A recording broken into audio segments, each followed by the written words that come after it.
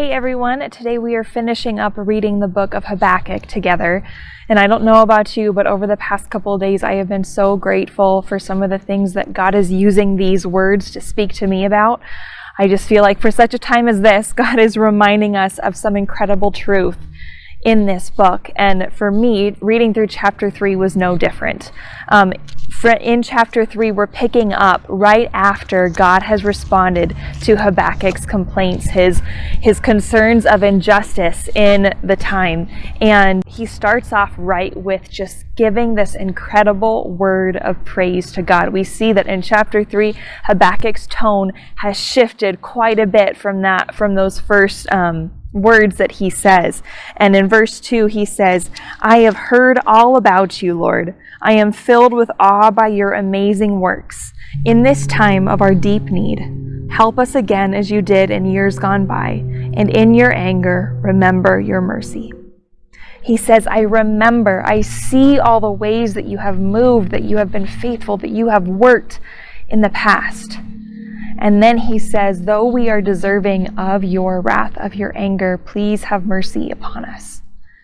In the next verses, Habakkuk goes into all of these declarations of who he knows God to be and what he has seen God do in the past. And if you haven't read through these, I really encourage you to do so and just be reminded of who God is and what he's done, how he has been so faithful.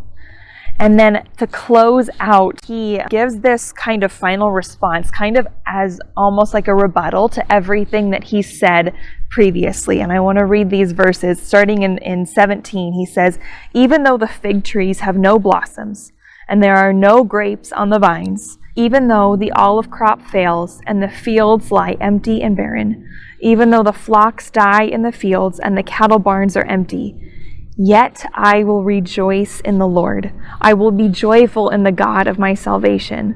The sovereign Lord is my strength. He makes me as sure-footed as a deer, able to tread upon the heights." Wow.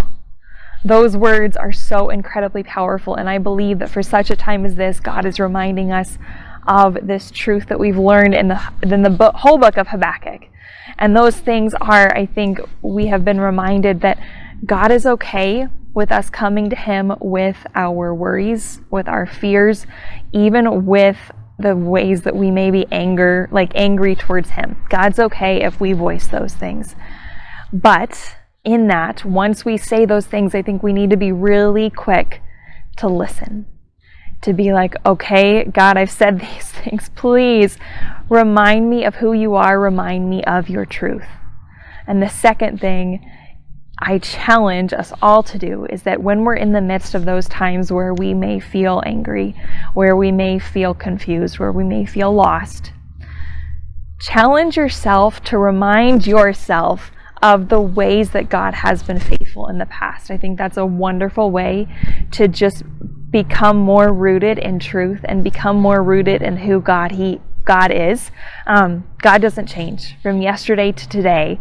That is something that it says in the Bible that God is the same yesterday, today, and forever. And so who we knew God to be at one point, faithful, providing for our needs, we can trust and believe that he's the same today and is going to be the same tomorrow too.